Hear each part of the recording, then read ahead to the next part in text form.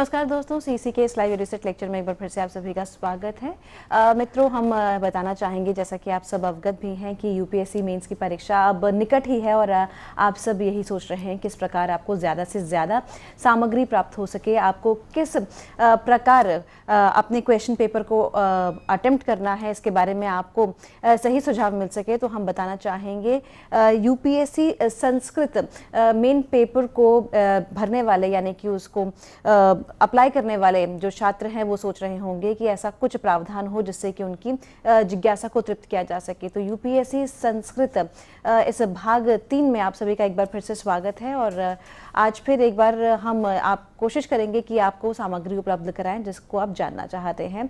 हम compulsory questions की बात कर रहे थे अपने पिछले सेशन में, पिछले व्याख्यान में। आज भी हम इसी पर चर्चा करेंगे और प्रश्न पहला यानी कि क्वेश्चन 1 इसके बारे में हम बात करेंगे। और इसके लिए बार फिर से हमारे साथ हमारे स्टूडियो में मौजूद हैं डॉक्टर पंकज मिश्र। डॉक्टर पंकज मिश्र एसोसिएट प्रोफेसर हैं सेंट स्टीफेंस कॉलेज के संस्कृत विभाग में और ये कई वर्षों से यूपीएससी छात्र छात्राओं को सही मार्ग दिखा रहे हैं, सही राह दिखा रहे हैं जिससे कि वो अपने लक्ष्य तक पहुंच सकें। तो आइए तहे दिल से इनका स्वागत करते हैं और अपने आज के इस व्याख्यान को आगे बढ़ाते हैं। तो डॉक्टर मिश्र, आपको बहुत बहुत स्वागत है। धन्यवाद गीतिका जी। मित्रों, सुप्रभातम। मेंस परीक्षा हमारे सामने है, जैसे कि अभी जस्ट रिजल्ट आया है और कई सारे ऐसे छात्र हैं जिन्होंने संस्कृत को ऐच्छिक विषय के रूप में अपनाया है। तो मैं समझता हूं कि उनको ध्यान में रखते हुए आज की इस परिचर्चा को आगे बढ़ाएं। आप लोग सभी जानते हैं कि दोनों पत्र में 5-5 प्रश्नों के उत्तर देने होते हैं, जिनमें 2 प्रश्न कंपलसरी होते हैं। प्रथम पत्र के क्वेश्चन नंबर 5 और क्वेश्चन नंबर 1 ये दोनों कंपलसरी है, जिसे संस्कृत माध्यम में लिखना होता है। और सेकंड पेपर का क्वेश्चन नंबर 1 और क्वेश्चन नंबर 5 ये दोनों कंपलसरी हैं, लेकिन केवल 5वें नंबर का क्वेश्चन है संस्कृत माध्यम में लिखना होता है। जहां हमने पिछले अपने व्याख्यान, अपनी श्रृंखला में चर्चा खत्म की थी, आज हम वहीं से आगे बढ़ाएंगे और क्वेश्चन नंबर 1 जो कि संस्कृत माध्यम में आप लोगों को लिखना है, उन्हीं के कुछ आगे जो बचे हुए प्रश्न है उसके ऊपर चर्चा करेंगे। लेकिन उससे पहले जो 2 महत्वपूर्ण विषय यह है वो ये है कि कई ऐसे छात्र होंगे जिन्होंने संस्कृत विषय तो वैकल्पिक विषय के रूप में रखा होगा, लेकिन ये आवश्यक नहीं कि उन्होंने बड़ी अच्छी तरह से संस्कृत लेखन की सिद्धहस्तता, निपुणता प्राप्त कर ली होगी। और यही एक क्षेत्र है जहां पर न केवल संस्कृत विषय के छात्र, अर्थात जिन्होंने संस्कृत में ग्रेजुएशन कर रखा है या संस्कृत में एमए कर रखा है या संस्कृत में पीएचडी तक कर रखी हो, उनके लिए संस्कृत लेखन उतना सरल नहीं होता, कठिन होता है। साथ ही इसके साथ यह भी हमें ज्ञात नहीं होता कि प्रश्न के उत्तर में हम लिखें क्या। प्रश्न है, लेकिन उसके उत्तर को कैसे परिवर्धित किए जाएं, उसको कैसे डेवलप किए जाएं और अंक योग्य बनाए जाएं। तो हम उस विषय में कुछ एकाध उदाहरण के साथ आपके सामने उपस्थित हैं। पिछली श्रृंखला में हमने क्वेश्चन नंबर 1 के जो शुरू के 10 नंबर 1-1 अंक वाले जो 10 प्रश्न थे, हमने उस पर परिचर्चा की थी। आज उसी से आगे बढ़ाते हुए उसके बाद जो दूसरा प्रश्न है हम उसकी चर्चा करेंगे। मित्रों, ये जैसा कि हमने शुरू में ही सूचना दी कि ये सारे के सारे प्रश्न आपके संस्कृत माध्यम में लिखने होते हैं, इसलिए उसको पहले पढ़ते हैं कि ये संस्कृत की प्रश्न की प्रकृति क्या है। अधोलिखिताः सर्वे प्रश्नाः समाधेयाः कंपलसरी है, शुरू में यह लिखा रहता है। उसके बाद हम देखते हैं जो निर्देश है आपके लिए वह है अधोलिखितेषु वाक्येषु रेखांकित पदानां विभक्ति प्रयोगस्य औचित्यं सूत्रोल्लेख पुरस्सरं सर्वे संस्कृत भाषया एव 3-4 पंक्तिषु निर्णयम्। 10 अंक का है, यानी प्रति प्रश्न जो है, प्रति उत्तर 2-2 अंक के हैं। और हमारे सामने यह वाक्य है, 1, 2, 3, 4, 5 के क्रम में आप पाएंगे।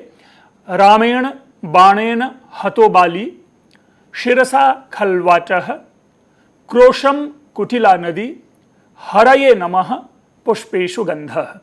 आपके सामने अंडरलाइन किए हुए, रेखांकित किए हुए शब्द हैं रामेण बाणेन, शिरसा, क्रोशम, हरये और पुष्पेषु। जैसा कि आपने देखा कि पहला ही कह रहे हैं कि विभक्ति प्रयोगस्य औचित्यम सूत्रोल्लेख पुरस्सरम निर्णयम। मूल विषय यह है कि आप पाएंगे कि पांचों प्रश्नों में, पांचों वाक्यों में जो प्रथम वाक्य है इसमें दो दो शब्दों को अंडरलाइन किया हुआ है और आगे के सारे जो हैं वे शिरसा, क्रोशम, हरये और पुष्पेशु केवल इन दो चार शब्दों को अंडरलाइन किया हुआ है। हमें इस संबंध में क्या क्या करना है पहले उसको जानते हैं। सबसे पहले जो भी रेखांकित शब्द हैं हम उनके विषय में विभक्ति निर्देश कर दें यथा निर्दिष्ट प्रश्न संख्या देते हुए। जैसे उदाहरण के लिए अगर पुष्पेशु गंधः लिखा हुआ है तो सर्वप्रथम आप उसे संस्कृत में लिखेंगे कि अस्य वाक्यस्य रेखांकिते पुष्पेशु इति शब्दे तृतीया अथवा जो भी विभक्ति है सप्तमी विभक्ति वर्तते। आप अगर और चाहें इसको ऑब्जेक्टिव और एकदम वस्तुनिष्ठ बनाने के लिए तो आप इसमें यह भी लिख सकते हैं कि सप्तमी विभक्ति बहुवचनम वर्तते। फिर उसके बाद से जो औचित्य है, औचित्य का मतलब यह हमें समझना चाहिए कि इसमें क्यों है वह विभक्ति, दूसरी विभक्ति क्यों नहीं है। जैसे उदाहरण के लिए हम लेते हैं रामेण बाणेन हतो बाली। हमें सबसे पहले यहां विभक्ति निर्देश करना है कि अत्र तृतीया विभक्ति ही वर्तते अथवा अत्र तृतीया विभक्ति ही एक वचनम वर्तते अथवा रामेण बाणेन इति शब्दद्वये तृतीया विभक्ति ही वर्तते। वस्तुतः क्या है कि आपको निर्देश देना है कि इसमें विभक्ति कौन सी है, लेकिन विभक्ति मात्र ही समाधान नहीं है। कई समय ऐसे होते हैं जो कुछ बच्चे पूछते हैं कि अगर इतना मात्र लिख दें तो कितने अंक मिलेंगे। देखिए ये एक ऐसा ये अनंत तात्विक प्रश्न है, इसका कोई उत्तर नहीं हो सकता, लेकिन इतना जरूर कह सकते हैं, ये तो हम जरूर अपने लिए सिद्धांत बना सकते हैं कि प्रश्न अगर हमें 2 अंकों के लिए पूछा जा रहा है तो 2 अंक की सीमा के अंतर्गत आने वाली जितनी भी सूचनाएं होंगी उन सारी सूचनाओं को हमें व्यवस्थित तरीके से वहां पर उपस्थित करना होगा। इसलिए अगर केवल रामेण बाणेन में तृतीया विभक्ति मात्र लिख देते हैं तो मुझे नहीं लग रहा है कि यह अंक योग्य उत्तर है, क्योंकि इस वर्ष जो पूछे गए प्रश्न हैं उसमें यह नहीं पूछा गया है कि विभक्ति निर्देशः करणीयः। उन्होंने पूछा है विभक्ति प्रयोगस्य औचित्यम, लेकिन एक सुविधा की दृष्टि से, एक प्लेटफॉर्म बनाने की दृष्टि से हमने यह निर्देश दिया कि वहां पर हम यह जरूर लिखें कि इसमें तृतीया विभक्ति है, क्योंकि जब तक यह निर्देश नहीं करेंगे कि तृतीया विभक्ति है या पंचमी विभक्ति है या सप्तमी विभक्ति है तब तक औचित्य की स्थापना नहीं हो पाएगी। इसलिए यह आवश्यक है प्रथम वाक्य। अब दूसरा देखें, जैसा कि आपके सामने आप स्क्रीन पे पाएंगे कि पूरा एक विस्तृत हमने विश्लेषण कर रखा है औचित्य के लिए, और आप भी इसी प्रकार इसी तर्क के आधार पर यह सिद्ध करेंगे कि इसमें तृतीया विभक्ति क्यों है। जैसे उदाहरण के लिए रामेण बाणेन हतो बाली, इसमें हमने जो आगे बढ़ाया है लिखा हुआ है वाक्येस्मिन्। आप चाहें तो इसे अस्मिन् वाक्ये लिख सकते हैं। तो अस्मिन् वाक्ये रामेण बाणेन च इति शब्दद्वयमपि रेखांकितम वर्तते। ठीक है, और जैसा कि मैंने शुरू में ही निर्देश दिया कि हम पहले यह लिख लेंगे कि इसमें तृतीया विभक्ति है। अब उसके औचित्य की हम व्याख्या कर रहे हैं कि क्यों तृतीया विभक्ति है। आप पाएंगे क्रमशः कि अत्र हनन क्रियायाम स्वतंत्रतया विवक्षितत्वात् स्वतंत्रः कर्ता इति सूत्रेण रामस्य कर्तृत्वं वर्तते। तथैव हनन क्रियायां प्रकृष्टोपकारकत्वात् साधकतमं करणम् इति सूत्रेण बाणस्य करणत्वं वर्तते।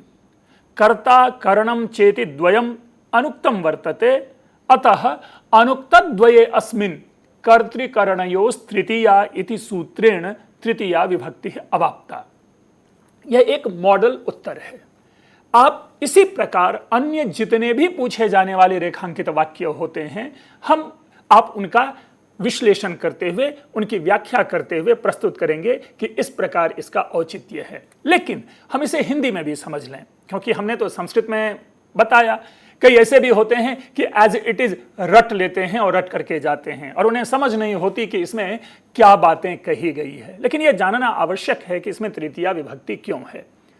एकमात्र ऐसा वाक्य है, पहली बार हमने पाया है, अगर आप 1990 से लेकर के आज तक के क्वेश्चन पेपर्स को आप देखें, कारक प्रकरण से पूछे जाने वाले शब्दों में, तो मुझे नहीं लग रहा है कि कभी भी दो शब्दों को रेखांकित करते हुए विभक्ति निर्देश पूछा गया हो और उसका औचित्य पूछा गया हो। सामान्यतया वाक्य में एक शब्द को अंडरलाइन किया जाता है और तदनुसार उसमें क्या होता है, औचित्य पूछा जाता है। लेकिन पहली बार ऐसा हम देख पा रहे हैं, जैसा मैंने कहा कि 1990 से लेकर के 2015 तक पूछे जाने वाले जितने भी प्रश्न हैं उनमें पहली बार दो शब्दों को अंडरलाइन किया गया है। तो वहां पर कभी कभी हमें परेशानी होती है। मैं इसमें एक स्पष्टता बता दूं कि जिस कारण से रामेण में तृतीया विभक्ति हो रही है उस कारण से बाणेन में तृतीया विभक्ति नहीं हो रही है। कभी कभी क्या होता है कि हम तृतीया विभक्ति मात्र देखते हैं और हम उसमें उत्तर लिख देते हैं कि रामेण बाणेन में तृतीया विभक्ति है और कर्तृकरणयोस् तृतीया से तृतीया विभक्ति है। ऐसा नहीं है। परीक्षक को पूरी तरह से यह जानकारी है कि दोनों में किसी भी एक कारण से तृतीया विभक्ति नहीं है, दोनों के लिए अलग अलग कारण है तृतीया विभक्ति का। इसीलिए हमने जो पहले कहा कि हनन क्रिया क्या है, हतः शब्द लिखा हुआ है, रामेण बाणेन हतः बाली, अर्थात राम के बाण से बाली मारा गया या राम के द्वारा बाण के द्वारा बाली मारा गया, अगर नॉर्मल आप विभक्ति परक अनुवाद करें तो। लेकिन इसमें जो मूल विषय देखने की बात है वह यह है कि जो हनन क्रिया है उस हनन क्रिया की जो स्वतंत्रता विवक्षित होने के कारण, विवक्षित होने से राम शब्द करता है, क्योंकि स्वतंत्र कर्ता, यह सूत्र आपने अवश्य ही पढ़ा होगा। यदि नहीं पढ़ा होगा तो इसे अवश्य ही पढ़ लिया जाना चाहिए। मैं इसकी व्याख्या करके एक और महत्वपूर्ण सूचना दूंगा जो सामान्य रूप से न केवल छात्र बल्कि शिक्षक भी इग्नोर कर जाते हैं, जिसके कारण हमें अच्छी तरह से औचित्य विश्लेषण कर पाने में असुविधा होती है। तो राम यहां पर करता है और वह किस सूत्र से करता है, वह है स्वतंत्र कर्ता। इसीलिए संस्कृत में क्या लिखा कि स्वतंत्र कर्ता इति सूत्रेण रामस्य कर्तृत्वं वर्तते। और इसी प्रकार जो हनन क्रिया में सर्वाधिक जो अभीष्ट साधक है, जो साधन है, अर्थात हनन क्रिया जिस माध्यम से हो रही है वो है बाण। इसीलिए आप पाएंगे यहां पर क्या लिखा हुआ है, साधकतमं करणम। किसी भी कार्य को सिद्ध करने में जो सर्वाधिक अभीष्ट साधक होता है, सर्वाधिक अभीष्ट कारण होता है, उसे करण कहा जाता है। ये आप बखूबी जानते हैं। और बाण ही ऐसा है जो बाली में प्रविष्ट होकर के उसको मारता है, तो इसीलिए साधकतम है। जैसे हम पेड़ काटते हैं तो पेड़ काटने वाला तो एक मनुष्य है, लेकिन पेड़ के काटने में जो सर्वाधिक जो अभीष्ट कारण है वह है कुल्हाड़ी। तो कुल्हाड़ी वहां पर साधकतम होता है। इसी प्रकार बाण यहां पर साधकतम है, तो साधकतमं करणम, इस सूत्र से बाण की करण संज्ञा प्राप्त होती है, बाण का करणत्व प्राप्त होता है। अब दोनों अलग अलग सूत्र से हमने दोनों की अलग अलग आइडेंटिटी बनाई। यह एक बना इसमें कर्ता, राम जो है वो कर्तृपद है और बाण जो है वो करण पद है। लेकिन संयोग ऐसा है इस संदर्भ में कि कर्तृकरणयोस् तृतीया, जो तृतीया विभक्ति का निर्देश करता है जो सूत्र, वो एक ही सूत्र में दोनों का निर्देश है कि कर्तृ में भी तृतीया विभक्ति होगी और करण में भी तृतीया विभक्ति होगी, या यूं कहें कि कर्ता में भी तृतीया विभक्ति होगी और करण में भी तृतीया विभक्ति होगी।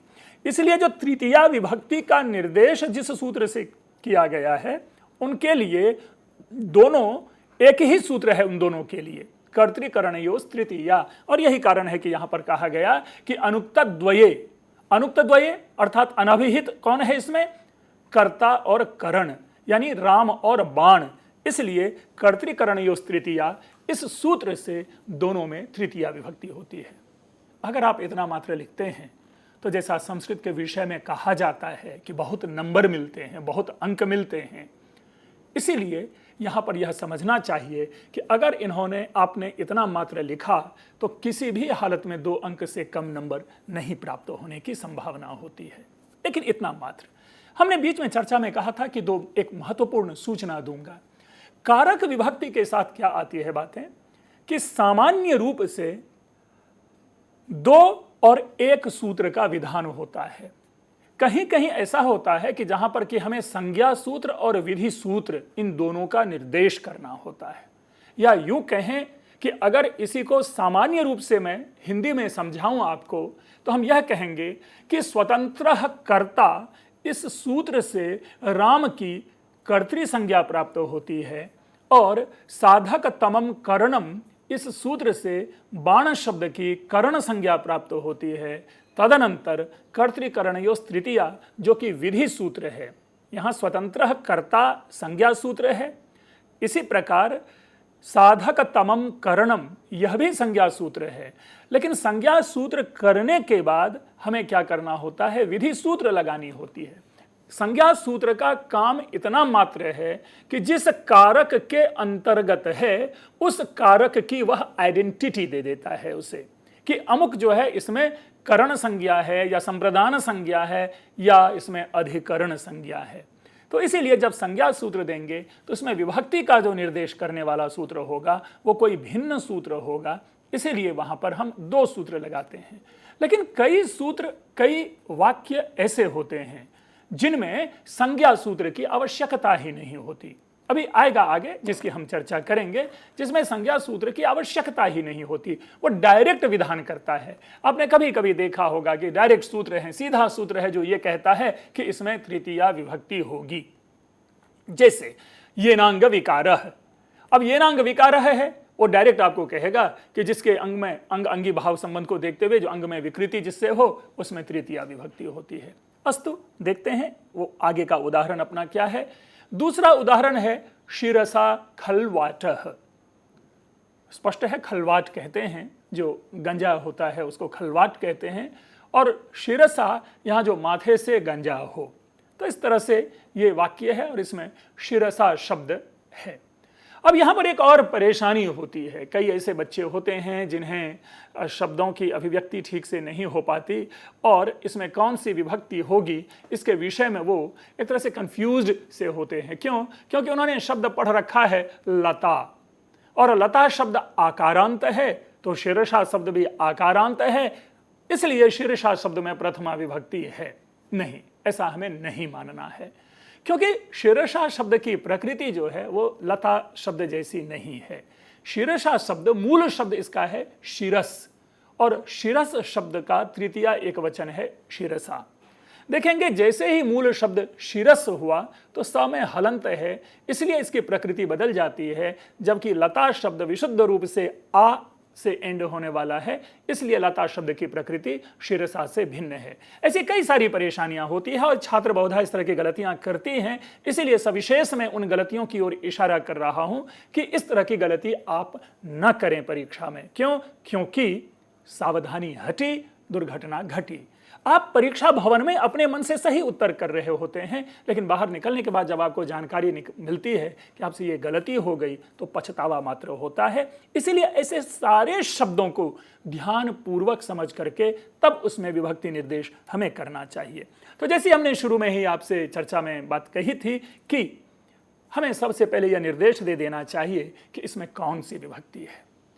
आप पाएंगे कि इसमें क्लियर हमने लिखा कि अत्र शिरसा इति शब्दे तृतीया विभक्ति वर्तते, यानी शिरसा इस शब्द में तृतीया विभक्ति है।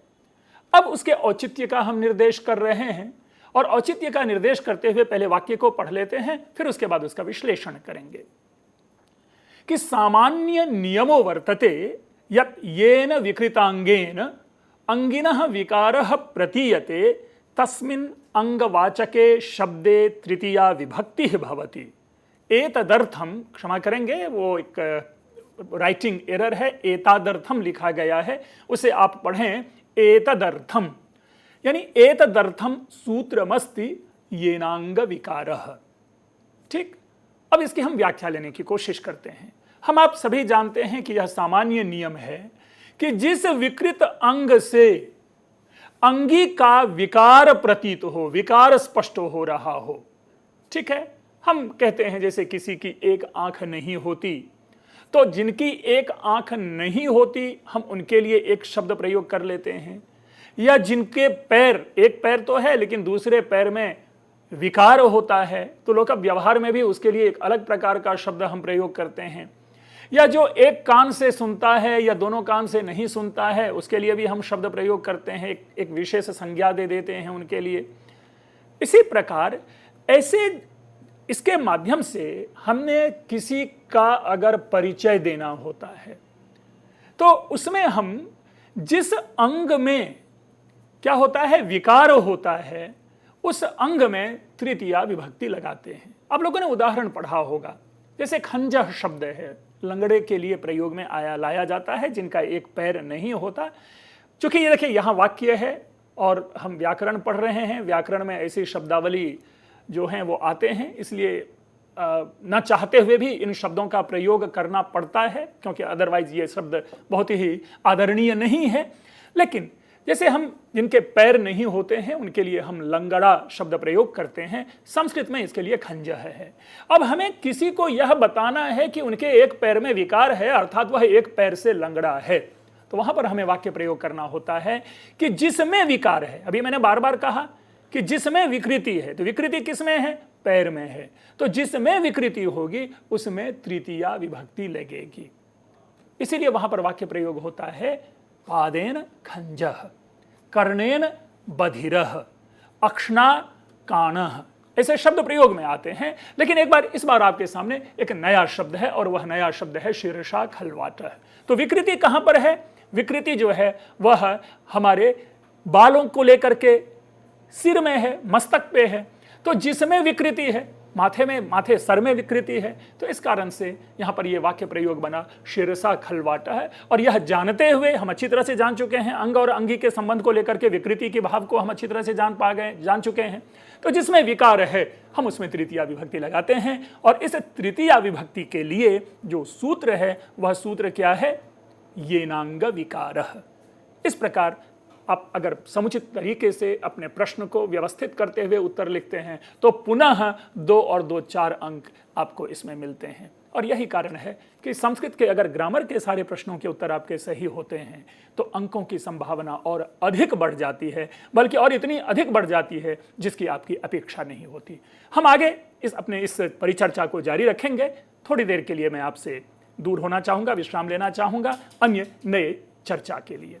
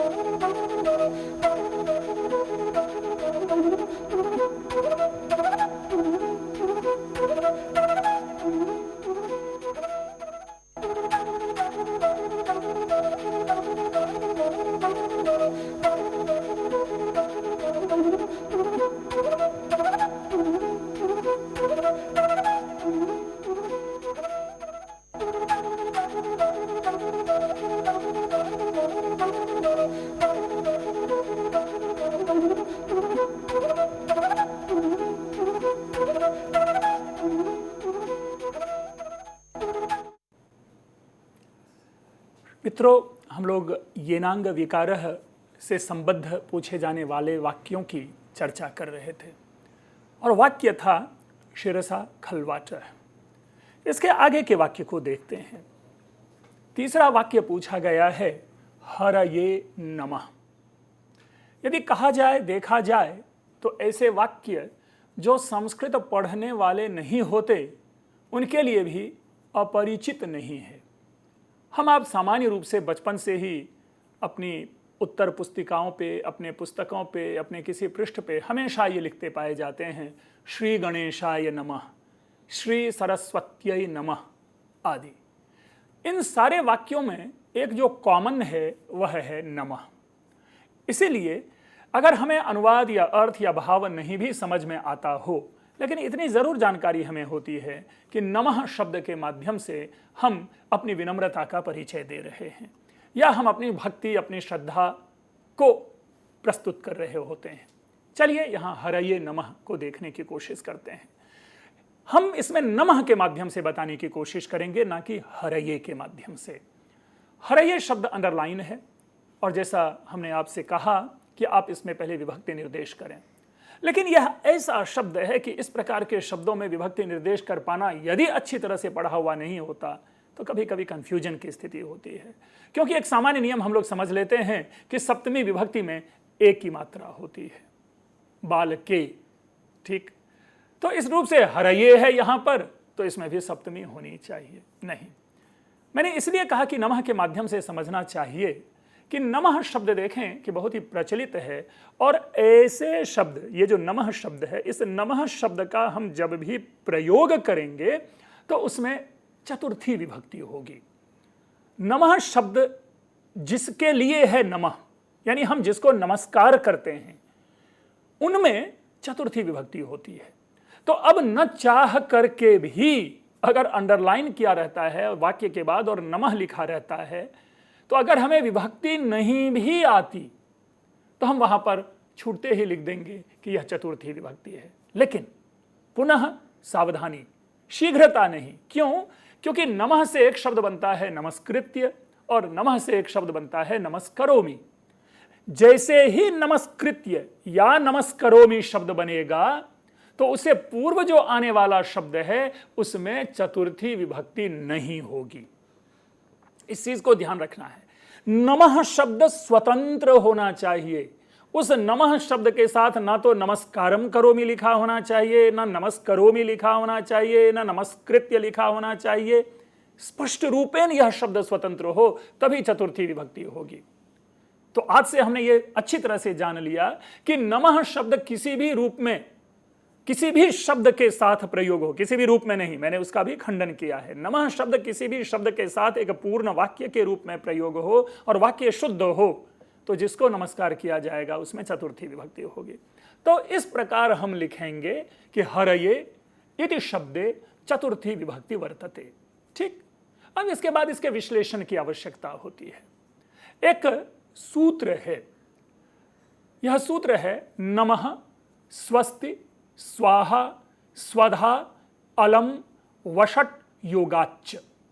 हमने शब्दों की अभिव्यक्ति के लिए सारे शब्दों को अलग अलग तोड़ तोड़ करके उच्चारण किया, लेकिन अगर सूत्रात्मक दृष्टि से अगर इसके उच्चारण किए जाएं तो इसे इस तरह बोला जाएगा, नमः स्वस्ति स्वाहा स्वधा अलम नमः स्वस्ति स्वाहा स्वधा अलम वषट योगाच्च। ठीक है, पुनः मैं तोड़ दे रहा हूं, नमः स्वस्ति स्वाहा स्वधा अलम और वषट। ये जो शब्द हैं छह, इन छह शब्दों के योग में चतुर्थी विभक्ति होती है। दूसरे शब्दों में डायरेक्ट यहां पर चतुर्थी विभक्ति का निर्देश है। जैसे कि हमने पहले चर्चा की संज्ञा और विधि सूत्र की, तो यहां हमें संज्ञा सूत्र नहीं लगाना होता, बिना संज्ञा सूत्र के प्रयोग से ही हम उसमें चतुर्थी विभक्ति लिखते हैं। इसका अर्थ क्या बना? नमः के जगह पे हो सकता है स्वाहा हो सकता है स्वधा हो। आप लोगों ने सुना होगा कई सारी जगह पे पूजा पद्धति आदि में अग्नये स्वाहा, बड़ा अच्छा ये प्रयोग कई जगह प्रयोग में आता है, और यज्ञ यज्ञादि में बरबस इसका प्रयोग हम देखते हैं, पाए जाते हैं। तो वहां पर भी क्या है कि जो अग्नये शब्द है उसमें चतुर्थी विभक्ति होगी। क्यों? क्योंकि अभी जो सूत्रोच्चारण किया उस सूत्रोच्चारण के क्रम में हमने यह प्रवर्तित किया कि नमः स्वस्ति स्वाहा स्वधा अलम और वषट, इन शब्दों के योग में चतुर्थी विभक्ति होगी, जिनके लिए वो कार्य हैं। वषट का अर्थ होता है बलि। वषट शब्द बलि, और बलि क्या है? जिसको हम चढ़ावा कहते हैं, प्रसाद कहते हैं। मंदिर आदि में जाकर के जो प्रसाद आदि चढ़ाते हैं, तो वहां पर भी क्या हो गया? हम कह सकते हैं कि इंद्राय वषट, अर्थात भगवान इंद्र के लिए ये चढ़ावा है। इसी तरह स्वाहा है, स्वधा है, तो इन शब्दों के साथ चतुर्थी विभक्ति का प्रयोग करेंगे और सामान्य रूप से एक वाक्य में लिखना है कि अत्र हरि इति शब्दस्य चतुर्थी विभक्तौ नमः स्वस्ति स्वाहा स्वधालम वषट योगाच्च इति सूत्रेण अत्र चतुर्थी विभक्ति निर्दिष्टा तदनुसारम चतुर्थी विभक्तेः प्रयोगः प्राप्यते। बस प्रश्न के आपको जब प्रश्न पूछा गया था तो उस प्रश्न में क्या है, 3-4 पंक्तिषु, 3-4 पंक्तियों में दें। ध्यान रखेंगे पिछली अपनी परिचर्चा में मैंने इस बात को स्पष्ट किया था कि 3-4 पंक्ति का कतई यह अर्थ नहीं कि 3-4 वाक्य। हो सकता है कि 3-4 पंक्ति में आप 5-7 वाक्य लिख लें, या कभी कभी ऐसा भी हो सकता है कि 3-4 पंक्ति में आप 2 ही वाक्य लिखें, 1 ही वाक्य लिखें। लेकिन मूल रूप से यहां यह समझना ज्यादा जरूरी है कि औचित्य की स्पष्टता यदि होती है तभी जाकर के आपके उस प्रश्न के उत्तर पूरे होंगे। इसीलिए केवल इतने मात्र में कि 3 ही 4 पंक्ति में हमें अपने आंसर को लिखना है तो वह सोच गलत होगा। क्योंकि आप जब रामेण बाणेन हतो बाली आपने देखी, क्योंकि एक ही में 2 शब्द है, और इन सूत्रों के, इन वाक्यों के विवेचन में आपने पाया होगा कि टाइपिंग किए हुए लगभग 6 वाक्यों में, 6 पंक्तियों में यह है। तो जब हाथ से आप परीक्षा में लिखेंगे तो हो सकता है कि यह 8 वाक्य हो जाए। इसीलिए कभी कभी किसी प्रश्न का सामर्थ्य होता है, किसी प्रश्न की क्षमता होती है कि उसके उत्तर कभी कभी तो आपको 2 ही वाक्यों में हो जाएं, लेकिन कभी कभी उसके लिए 8 वाक्यों का निर्माण करना पड़ेगा। तदनुसार जो परीक्षा पुस्तिका में, उत्तर पुस्तिका में जिस प्रकार से स्थान छोड़े गए हैं, तदनुसार अपने राइटिंग की जो फॉन्ट साइज हैं आप उन्हें कम और बड़ा कर सकते हैं। यह बहुत ही आवश्यक निर्देश है। अगर आपको लगता है कि 3-4 पंक्तियों में इनके उत्तर नहीं लिखे जा सकते और वहां पर संख्या, जगह जो है वो सीमित है, तो हमें अपने राइटिंग की साइज को छोटी कर लेनी चाहिए ताकि सारी की सारी बातें उसमें आए। अगर आप बड़े साइज में राइटिंग लिख रहे हैं, अपने आपकी जो फॉन्ट साइज अगर बड़े हैं राइटिंग की, तो वहां पर परेशानी होगी कि जो 3-4 पंक्ति हैं वो आपके एक ही वाक्य में 3-4 पंक्ति ना आ जाए। तो ये भी सावधानी बरतनी है। तो इसलिए मैं बार बार ये कहता हूं कि 3-4 पंक्ति की स्पष्टता हमारे फॉन्ट साइज पे निर्भर करती है। इसके बाद एक और वाक्य है पुष्पेषु गंधः, जिसकी चर्चा मैंने सबसे पहले आज वाक्य में की थी। सप्तमी बहुवचन है इसमें और गंधः शब्द है। आप लोग सभी जानते हैं अच्छी तरह से कि 3 प्रकार से हम लोग अधिकरण को पढ़ते हैं। पुष्पेषु, मेरे ख्याल से इसमें किसी भी प्रकार की कठिनाई नहीं होनी चाहिए सप्तमी बहुवचन कहने में, क्योंकि एकमात्र विभक्ति का ऐसा रूप है जिसमें हर स्थिति में शु या सु लगता है, चाहे आप लतासु कहें चाहे आप बालकेशु कहें। तो यहां पर भी हम पा रहे हैं पुष्पेषु, और इसे छूटते ही हम समझ पा रहे हैं कि इसमें सप्तमी विभक्ति है। और वाक्य का अर्थ जो निकल कर आ रहा है वह यह निकल कर आ रहा है कि पुष्पों में गंध है, पुष्पों में सुगंधी है, अर्थात यह फूल जो है खुशबू वाला है। अभी हमने चर्चा की कि 3 प्रकार के अधिकरण को हम जानते हैं, और वे तीनों प्रकार के अधिकरण अगर देखें तो उनमें एक अधिकरण है अभिव्यापक, एक है औपश्लेषिक, और एक है, आप सभी जानते हैं कि औपश्लेषिक जिसका कि उदाहरण है कटे आस्ते, एक है वैषयिक जिसका उदाहरण है मोक्षे इच्छास्ति, और एक उदाहरण है औपश्लेषिक, क्षमा करेंगे, अभिव्यापक, जिसका उदाहरण हम लोग सभी पाते हैं कि जिसमें तिलेषु तैलम कहा जाता है। अभिव्यापक से तात्पर्य है कि वो तत्व, जिस तत्व के आधार पर किसी वस्तु की हम पहचान बना रहे हैं वह उसमें व्याप्त होता है। अभी हमने कहा तिलेषु तैलम। अब तैल शब्द जो है वो अभिव्यापक है। तेल तिल में होता है, तेल ग्रेन्स में, अन्न में, दाने में होता है। तो जिसमें वह व्याप्त हो उसमें सप्तमी विभक्ति होती है। तो यहां पुष्पेषु गंधा में सप्तमी विभक्ति के बाद व्याख्या करने के क्रम में जो मूल विषय है उसे हमें पहले समझ लेना चाहिए कि सर्वप्रथम तो यहां पर डायरेक्ट, जो सीधी तरीके से अगर हम ये कहें कि सप्तमी विभक्ति लगा देंगे वो गलत होगा। हमें यहां पर आधारोधिकरणम, इस सूत्र से हमें इसकी संज्ञा करनी पड़ेगी, अधिकरण संज्ञा करनी पड़ेगी, और फिर हमें लिखना पड़ेगा कि जिसकी अधिकरण संज्ञा होती है उसमें सप्तम्यधिकरणे च, इस सूत्र से सप्तमी विभक्ति होती है। अर्थात यहां पर हमें 2 सूत्र लगाने पड़ेंगे। लेकिन जहाँ तक औचित्य की बात है तो उस औचित्य विश्लेषण के क्रम में आवश्यक रूप से हमें लिखना पड़ेगा यहाँ पर जो अभिव्यापक जो संबंध हमने बताया, उस अभिव्यापकता की स्पष्टता वहाँ जरूरी है। अन्यथा ये बातें जो है हमारी अधूरी रह जाती है। प्रश्न के उत्तर सही हैं, हो सकता है कि औसतन जो भी अंक देने की स्थिति बनती है वो बन सकती है, लेकिन अगर अभिव्यापक हो या औपश्लेषिक हो या वैषयिक हो, अगर इन तीनों की हम चर्चा वहाँ कर देते हैं तो मेरे ख्याल से उसमें जो अर्थ की स्पष्टता और अधिक बन जाती है और पूरे अंक की संभावना ही नहीं बल्कि निश्चितता बन जाती है। आवश्यक रूप से वहाँ पर 2 में 2 अंक आपको प्राप्त होते हैं। तो ये जो छोटी छोटी सावधानी है इन प्रश्नों के उत्तर के माध्यम से हमने जो आपसे शेयर किया वो जरूर हमें अपनी परीक्षा में बनाए रखनी चाहिए। कैसे, क्या सावधानी है? मैंने 3 रूप से 3 प्रमुख बातें इन प्रश्नों के उत्तर में की है। सबसे पहली बात तो इसमें यह है कि विभक्ति निर्देश अवश्य ही किया जाना चाहिए। भले ही 2015 के प्रश्न में विभक्ति के विषय में नहीं पूछा गया है, लेकिन फिर भी हमें वह निर्देश देना चाहिए, क्योंकि बिना निर्देश दिए हुए औचित्य का निर्धारण असंभव है। हमने दूसरी बात आपसे की वह इस प्रकार की कि कभी कभी तो 2 सूत्र लगते हैं औचित्य के निर्धारण में, जैसा हमने रामेण बाणेन हतो बाली के संदर्भ में देखा कि अगर रामेण शब्द अंडरलाइन नहीं भी किया जाए, केवल बाणेन मात्र को अंडरलाइन किया जाए, तो भी वहां पर हमें साधक तमम करणम से उसकी करण संज्ञा यानी उसका करणत्व का निर्धारण करना पड़ेगा। और साथ ही जो दूसरा है, हमें उसके आधार पर कर्तृकरणयोः तृतीया के माध्यम से करण में तृतीया विभक्ति होती है, इसका निर्धारण करना पड़ेगा।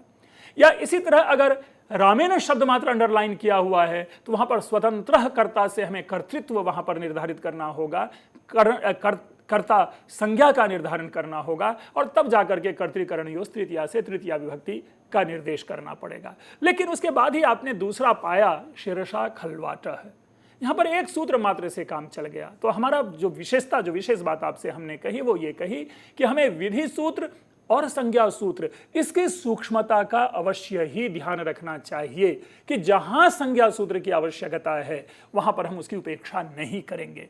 शायद 2004 या 2005 में एक वाक्य पूछा गया है, जप मनु प्रावर्षत, और वहां पर जो अनुर्लक्षणे और कर्म प्रवचनीय द्वितीया ये दोनों सूत्र है, वहां पे हमें अनुर्लक्षणे से जपम अनु शब्द जो है उसकी कर्म प्रवचनीय संज्ञा करनी पड़ेगी, तब जाकर के आपको उसमें द्वितीया विभक्ति लगेगी।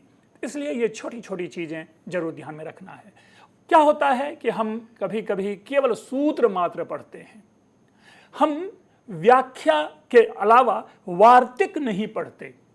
कई ऐसे वार्तिक हैं जिनकी महत्वपूर्ण भूमिका होती है। मैं एक छोटा सा उदाहरण दूं। एक उदाहरण है, जब आप षष्ठ्योटी पढ़ते हैं, उस षष्ठ्योटी के क्रम में षष्ठ्योटी जो है वो सीमित है, लेकिन बाद में वार्तिककार ने छत्वममीति वाच्यम तत्श्लोकेन के माध्यम से उनको हमारे सामने प्रस्तुत किया है, जिस पर हमारी दृष्टि नहीं जाती। ऐसे कई सूत्र हैं, ऐसे कई वार्तिक हैं जिन वार्तिक को भी हमें अवश्य ही पढ़ना चाहिए।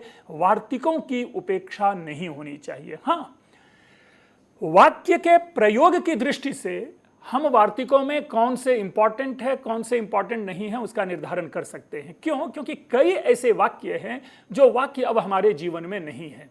ठीक उसी प्रकार जिस प्रकार की लाकृति और तवलकार शब्द, ये दोनों शब्द ही मात्र हम लृ से बनने वाले पाते हैं, उसके अलावा हमारे पास तीसरा उदाहरण नहीं प्राप्त होता, उसी प्रकार कई ऐसे वार्तिक होते हैं जिन वार्तिकों के जो उदाहरण है वो उदाहरण अब व्यावहारिक संस्कृत में प्राप्त नहीं होते हैं। तो एक क्षण के लिए हम उसकी उपेक्षा कर जाते हैं, लेकिन मेरा निर्देश है कि वार्तिकों की उपेक्षा नहीं करें। अब आगे देखें, आगे का क्या प्रश्न है, हम उनको जानने की कोशिश करते हैं। प्रश्न संख्या 1 में जो पहला प्रश्न था, 10 छोटे छोटे प्रश्नों के उत्तर एक एक वाक्य में, एक एक शब्द में हमें देना था। उसके बाद हमने दूसरा देखा जिसमें 5 वाक्य हैं कारक विभक्ति से, जिसके विषय में औचित्य निर्देश पूछा गया। अब उसी क्रम में एक तीसरा प्रश्न है, और वह प्रश्न है सूत्रों की व्याख्या, सूत्रों की संस्कृत में व्याख्या। हम सूत्रों की व्याख्या के क्रम में कभी कभी समास के सूत्रों को छोड़ देते हैं, इस पे हमारा ध्यान नहीं जाता। आप लोग सभी जानते हैं हमारे पाठ्यक्रम में संज्ञा प्रकरण है, संधि प्रकरण है, कारक प्रकरण है, समास प्रकरण है और वाच्य है। समास प्रकरण में अभी तक परंपरा क्या थी कि शब्दों के विग्रह या विग्रह वाक्यों से समासिक शब्द का निर्माण करना होता था, जहां पर कि सूत्रोल्लेख हम नहीं करते थे। तो हमारी एक बड़ी हमारे लिए सुविधा होती थी कि हम उन सूत्रों को याद नहीं करते थे। लेकिन आप पाएंगे कि कभी कभी सामासिक सूत्रों की भी व्याख्या पूछी जाती है। इसीलिए यहां पर मैं आपसे स्पष्ट आपसे निवेदन करूंगा कि उन सामासिक सूत्रों की उपेक्षा ना करें। देखते हैं हमारा प्रश्न क्या है। हमारा प्रश्न है अधोलिखितानां सूत्राणाम अर्थोदाहरणानि संस्कृतेन लेख्यानि। आप पढ़ पा रहे होंगे, अधोलिखितानां सूत्राणाम अर्थोदाहरणानि संस्कृतेन लेख्यानि।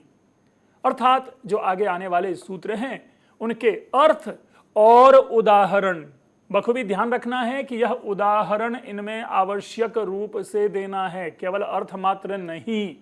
तो अर्थोदाहरणानि संस्कृतेन लेख्यानि। हम देखें क्या क्या है हमारे पास 5 इस प्रकार के सूत्र हैं।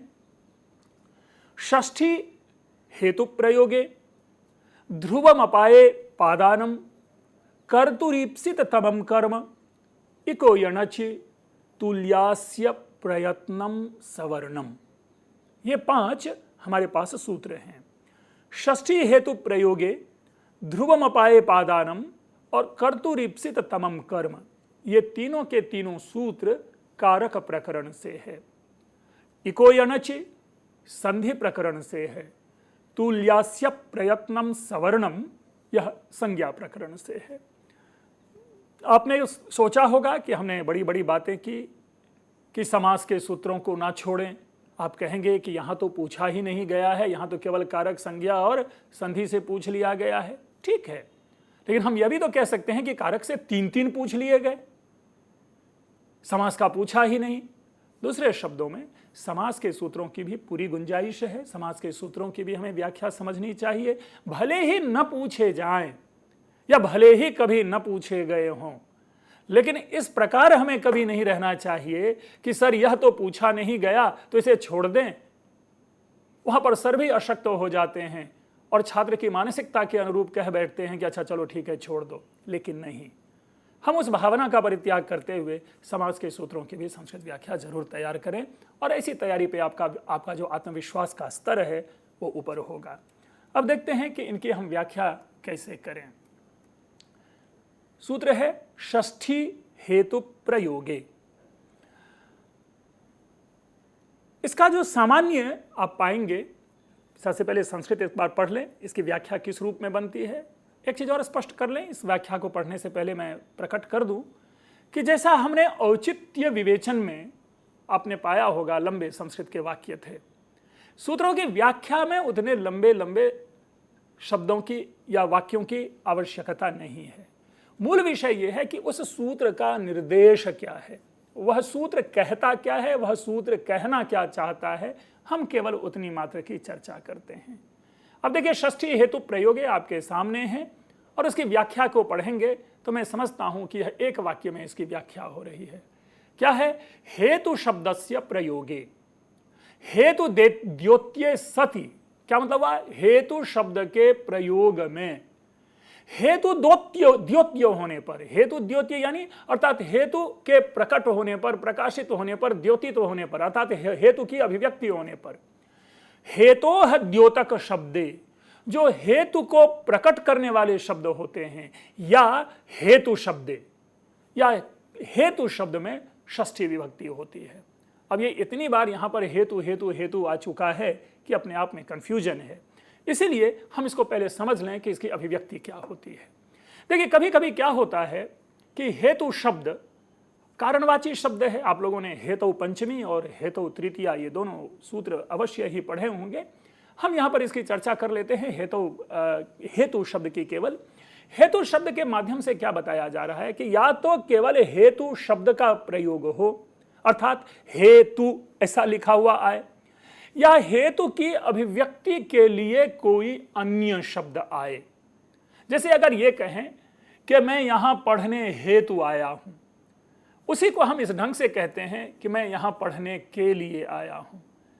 ठीक है, मतलब भाव अगर देखें तो बहुत दूर है, लेकिन इन दोनों जगहों पर हम दो अलग अलग प्रकार के शब्दों का प्रयोग करते हैं, लेकिन अभिव्यक्ति एक ही होती है और वह अभिव्यक्ति है हेतु की।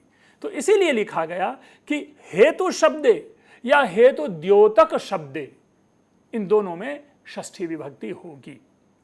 उदाहरण है हमारे सामने, कई बार यह परीक्षा में यह वाक्य जो है आपके सामने ये कई बार पूछा जा चुका है, और वह है अन्यस्य हेतोर्वसति यथा। आप ध्यान रखेंगे, अगर आप रिकॉल कर पाए तो इस प्रश्न में आपसे न केवल सूत्र की व्याख्या पूछी गई है बल्कि उसके उदाहरण की भी मांग है, अर्थात हम उदाहरण आवश्यक रूप से दें। तो देखिए किस तरह से है कि हमने 3-4 उदाहरण आपके सामने इसलिए रखे हैं, जरूरी नहीं है कि तीनों चारों उदाहरण दें, और जरूरी अगर आप आवश्यक समझें, अगर आपके पास समय है तो आप तीनों चारों उदाहरण दे सकते हैं। मैं यही निर्देश करूंगा कि एक उदाहरण काफ़ी है, लेकिन इस स्पेशली इस जगह पे आप चाहें तो 2 उदाहरण दे सकते हैं। मैं दोनों उदाहरण की चर्चा कर रहा हूं। पहला है अन्नस्य हेतोर्वसति। ठीक है, हेतोर्वसति हेतु शब्द का प्रयोग है, इसलिए इसमें षष्ठी विभक्ति हो गई हेतु शब्द में, अन्न के लिए रहता है।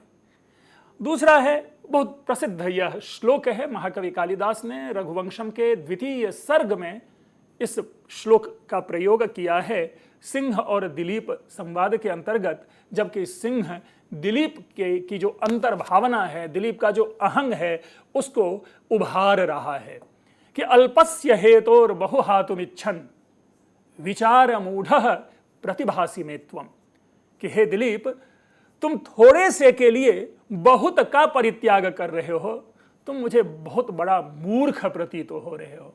अर्थात मैं जो सिंह रूप नंदी तुम्हारे सामने हूं, मैं वो जो तुमको दे रहा हूं, तुम उसे तो ले लो, लेकिन इस नंदिनी गाय को छोड़ दो। अस्तु, व्याख्या उसकी नहीं करनी है, व्याख्या हमें हेतु शब्द को लेकर के करनी है। यहां पर भी आप पाएंगे क्या लिखा हुआ है, अल्पस्य हेतोः बहुहातुमिच्छन्, यानी अल्प के लिए जो अल्पस्य हेतोः शब्द है, तो हेतु शब्द है मूल, उसी की षष्ठी विभक्ति है यहां पर हेतोः। तो इस प्रकार से यहां पर भी हम उदाहरण पा रहे हैं, और इसमें सूत्र कौन सा लग रहा है, षष्ठी हेतु प्रयोगे। और उदाहरण है रघुवंशम के ही 14वें सर्ग का एक और उदाहरण हमने लिया है, वो उदाहरण है निवास हेतु रुटज वितेरुह। यह भी बहुत बाद का है, लेकिन जो सबसे महत्वपूर्ण आपके सामने मैं शेयर कर रहा हूं वो लास्ट वाला उदाहरण है छात्राणाम कृते महत्वपूर्णम, छात्रों के लिए महत्वपूर्ण। तो यहां पर भी देखेंगे कि छात्राणाम शब्द जो है उसमें षष्ठी विभक्ति है, इसके साथ ही अन्नस्य और अल्पस्य, उसके साथ उस सब में षष्ठी विभक्ति देखी गई है। तो षष्ठी हेतु प्रयोगे की व्याख्या करते हुए कोई भी 1 या 2 उदाहरण आप दे देते हैं। पुनः इस प्रकार पूरी व्याख्या आने पर ऐसा कतई नहीं है कि आपके अंक कटेंगे। हम एक और उदाहरण देखते हैं। ये उदाहरण ध्रुवम अपाये पादानम का है। आप लोग सभी जानते हैं ये आपादान सूत्र, आपादान संज्ञा है, उसका सूत्र है। अब इसकी व्याख्या को आप समझने की कोशिश करें। आप स्क्रीन पे पाएंगे कि अपेक्षया इसकी व्याख्या भी लंबी है। क्यों लंबी है? कि इसमें हमारे पास 2 शब्द है, एक शब्द है ध्रुवम और दूसरा शब्द है अपाय। सूत्र क्या है? ध्रुवम अपाये पादानम, अर्थात ध्रुवम अपाये अपादानम। अब इसकी व्याख्या देखिए किस प्रकार आपके सामने आ रहा है कि अपायो विश्लेषः। जो इस सूत्र में अपाय शब्द है इसका अर्थ है विश्लेष। पुनः यहां पे गलती है, श पूरा लिखा हुआ है, इसे आधा समझें, विश्लेष। ठीक है, अपाय का अर्थ है विश्लेष।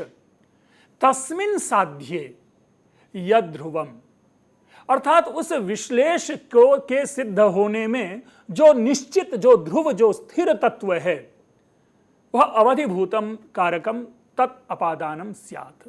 वस्तुतः अगर देखा जाए तो ये जो सूत्रों के ऊपर वृत्तियां आप पाएंगे लघु सिद्धांत कौमुदी आदि में, उन्हें वृत्तियों के आधार पर इस प्रकार की व्याख्या की जाती है, बनाई जाती है। तो इसीलिए व्याख्या यहां पर कठिन बन गया। अब इस कठिन को हम सरल करते हुए आपके सामने प्रस्तुत कर रहे हैं कि भावोयम यत् पार्थक्ये, अर्थात जहां पर अलग हो, अलग का भाव हो, पृथक होने का भाव हो, इसमें यस्मात् पार्थक्यम भवेत, यानी अलग होने पर जिससे अलग होने का भाव प्रकट हो रहा हो, तद्ध्रुवम स्थिरम वा, वह ध्रुव या स्थिर कहलाता है। अब देखिए क्या है, हमारे सामने एक वृक्ष है, उस वृक्ष से फल टूट करके गिर रहा है, ठीक। तो कह रहा है जिससे अलग हो रहा है और वह स्थिर है तो उसकी अपादान संज्ञा होगी, वह अपादान कहलाता है। अर्थात वृक्ष जो है वह अपादान है, लेकिन फल अपादान नहीं है। तो इसीलिए जो ध्रुव हो, ध्रुवम अपाये, क्या मतलब, वह अलग होने पर जो स्थिर हो वह अपादान कहलाता है। तद ध्रुवमेव अपादानम भवति, आपके सामने व्याख्या में आपके सामने वाक्य होगा, वह ध्रुव ही जो है, वह स्थिर तत्व जो है वही अपादान होता है। जैसे धावतोश्वात पतति, बहुत ही प्रसिद्ध उदाहरण है, लघु सिद्धांत कौमुदी आदि में आप सब लोगों ने पढ़ा होगा इस उदाहरण को, कि धावतोश्वात पतति। अब यहां पर क्या है कि एक व्यक्ति घोड़े पे सवार है, घोड़ा दौड़ रहा है और घोड़े से वह गिर पड़ता है। तो घोड़े से जो गिर पड़ता है, तो जिससे गिर रहा है वह स्थिर है, यानी वो किसी दूसरे तत्व से नहीं गिर रहा है, वो घोड़े से गिर रहा है। इसलिए जो अश्व है, यह अश्व पद यहां पर अपादान होता है। तो इस प्रकार से हमने उदाहरण भी दिया, हमने इसका विश्लेषण भी किया, हमने इसकी व्याख्या भी की।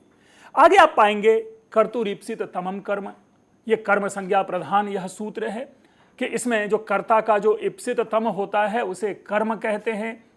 जैसे अहम फलम खादामी, हम अहम शब्द कर्ता है और फल शब्द जो है वो अभीष्ट है, तो अभीष्ट की कर्म संज्ञा होगी और बाद में कर्मणि द्वितीया से उसमें आप द्वितीया विभक्ति का प्रयोग करते हैं।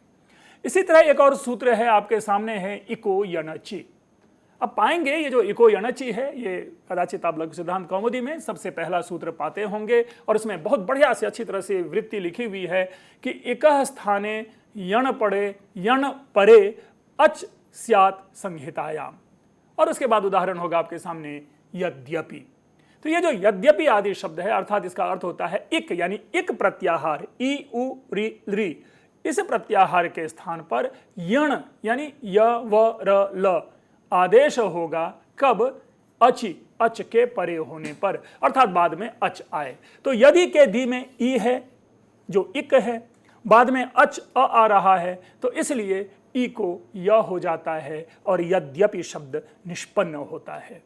तो मित्रों, इस प्रकार मैं समझ पा रहा हूं कि आज हमने लगभग 20 अंकों की चर्चा की आपके सामने, और इस 20 अंकों को जिस दृष्टि से हमने आपके सामने प्रस्तुत किया, हो सकता है कि इससे भी सुंदरतम दृष्टि बन सकती है, लेकिन इससे खराब दृष्टि, मतलब ये उतनी खराब दृष्टि नहीं है। अगर आप एज इट इज इसी प्रकार से अपनी परीक्षा में लिखते हैं तो निस्संदेह जिस ग्रामर के विषय में हम पुनः पुनः कहते आ रहे हैं कि यदि यह 50 अंकों का है तो इसमें 50 में 50 पूरे अंक आते हैं, और तभी आपकी जो आकांक्षा होती है वो 300 अंकों से बाहर की बनती है। तो मित्रों, इसी आधार पर यदि आप अपना अध्ययन जारी रखेंगे, हमारे इस निर्देश का अनुपालन करते रहेंगे, तो निसंदेह सफलता मिलेगी। इस शुभकामना के साथ आप लोगों का बहुत बहुत धन्यवाद। और इसी के साथ हम धन्यवाद देना चाहेंगे डॉक्टर पंकज मिश्र को। उम्मीद करते हैं कि आज के इस लेक्चर से आप ज़रूर लाभान्वित हुए होंगे, और आप सभी को ढेरों बधाइयाँ। खूब मेहनत करें, खूब प्रयास करें और नित्य प्रति हमें ज़रूर लिखते रहें। हमारी मेल आईडी है info.cc@nic.in। आप सभी से फिर मुलाकात होगी, और यूपीएससी संस्कृत इस श्रृंखला के अंतर्गत आपके लिए हम और सामग्री उपलब्ध कराएंगे डॉक्टर पंकज मिश्र के द्वारा। तो आप सभी को नमस्कार, बहुत बहुत धन्यवाद सर। Thank you.